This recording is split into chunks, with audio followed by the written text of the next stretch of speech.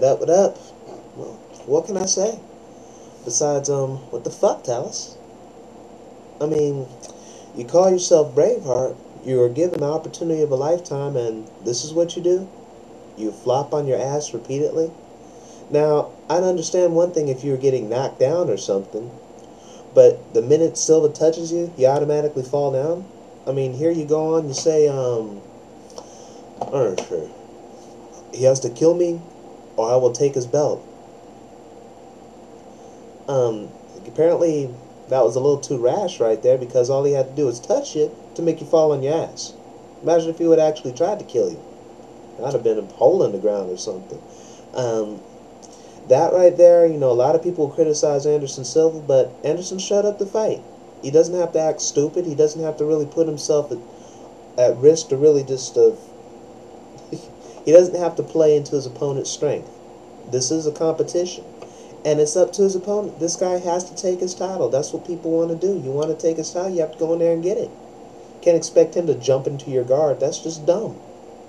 I mean, this is the Ultimate Fighting Championship, not the Ultimate Jiu-Jitsu Championship. It's definitely not the Ultimate Falling on Your Ass Championship. That was the most boring title fight I've ever seen, the most disgraceful title fight. And I wouldn't be too disappointed if they cut Talon's latest ass right there. I mean, I already seen Damian Maia. I've already seen Paul Harris. I know they can do better than that. What do I need one more jiu-jitsu black belt for? Especially if they're not going to fight. I mean, that right there, whew, sorry, I'm a little hot right now. I mean, instead of call yourself Braveheart, I mean, I'm very disappointed because I thought he had the heart. I've seen him, you know, pull through some stuff. And then right there, he just shows up just totally scared, a really bad game plan, and he did not know what to do. I mean, it's Rich Franklin. People get on Rich Franklin all the time for getting beat up by Silva. But this guy showed up to fight. But Rich Franklin showed up to fight. He got his nose rhinoed a few times, but he shows up to fight every time. I mean, Dan Henderson, he shows up to fight. Sometimes he does a little lay and pray, but he goes to dominate the fight. Same thing with Nate Marquardt. But the thing with all those guys, they're no match for Silva. But they don't sit there and just try to just prolong the fight for no reason, you know, just in order to survive or something. I mean, if you have no hope, maybe you should just tap. Just end the fight for all of us. Maybe we could have saw another prelim if that's what you're going to do. Sorry, once again, I'm a little hot.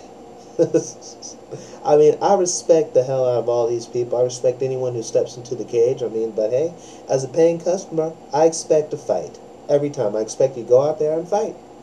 I don't think that's too much to ask. But apparently it was too much for Talus. Hopefully, at the very least, he'll be stuck on prelims or forever, because I don't want to ever see him fight again. As for Anderson Silva, I mean, I think last time I thought he was really playing around, but this time I thought he actually tried to fight the fight, and basically his opponent did not want to fight.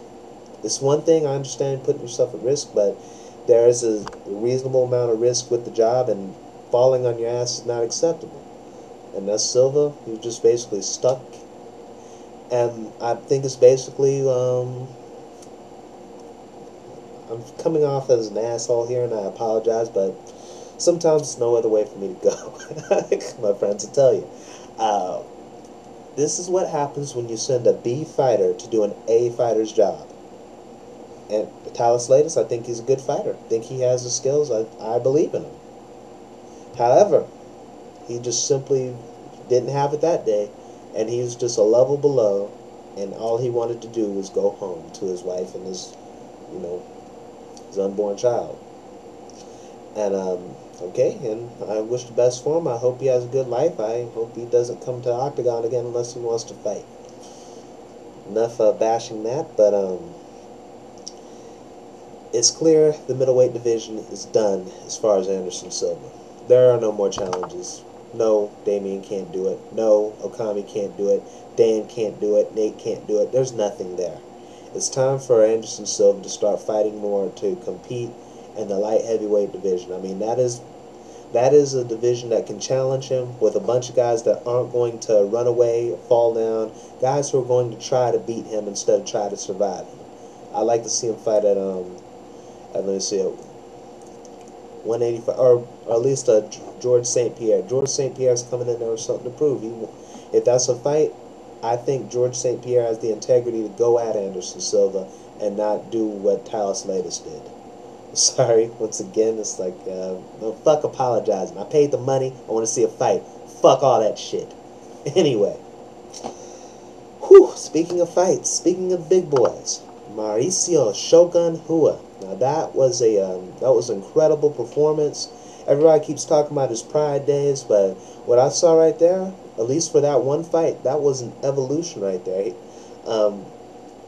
In Pride, back in Japan, this guy was just tearing through folks with just his natural athletic ability and his Muay Thai and his Jiu-Jitsu. Just basically, it was like a machine coming in there like Rambo. Just running through guys. What I saw right here is just more technique. I saw more intelligence. He was covering up because, before then he didn't cover up and left himself open to a lot of punches. He's basically like a super Bandele or something. He's, powerful but reckless. He wasn't reckless this time. He was just very smart. He picked his spots, and he just really dominated the fight, dominated Liddell, even took him down once, and just basically, he didn't overdo it. He just did. It was a perfect fight for Shogun.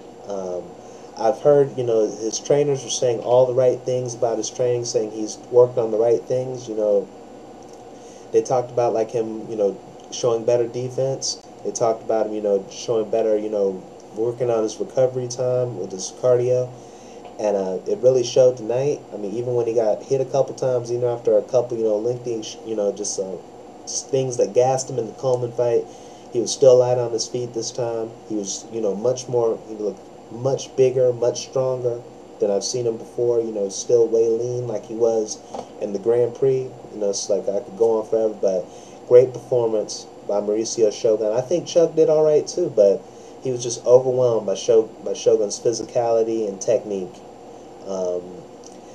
Chuck Liddell, people like to criticize him. I'm not personally a fan, but I respect the hell out of Chuck Liddell because he shows up to fight every time. He never ducked anybody. People say they fed him grapplers or whatever. He fought the best that the UFC had to offer. He went to Japan and fought the best that Pride had to offer. He never ducked a fight. He's a true warrior. Whatever he does, it's like I wish him the best of luck. I hope he retires because I think it's pretty much, I think as far as him as a competitor, the itch has been scratched. I mean, I think he's done all he can possibly do, given as much as he could possibly give to the sport. He's made a lot of money off this. He's a very rich man, very famous, and I think that it would probably do him more harm to him personally, not just outside the promotion. It'll do more harm to him personally to stay around. I think he can walk out with his head held high. He did his best. Great fighter, great warrior that is Chuck Liddell. God bless you, son. And Mauricio, I like to see more of him. I like to see what he can do now. It's like, who's next? I mean, Kane, Forrest. Whoever wins between Forrest and Thiago Silva. I'd like to see that fight. I'd definitely like to see a rematch with Rampage down the road. You won't be so fortunate this time, Shogun. But anyway, I'm very excited about the future prospects of Shogun. I'm very frustrated with the crap of Talos Latest, and I'll be proud to be back with some more stuff. Despite that, good times were still had by all. Good fights. As mentioned, Kane, he had a great fight with what's his name, Steve Cantwell. Steve Cantwell showed when he's not gleefully breaking people's arms, the guy can scrap a little bit. He was a little in over his head, but good fight. It was Czech Congo impressive tonight. Good win against a good fighter. Hope to see what he does next. And just good card. And can't wait to see what's next. Talk to you later, alright?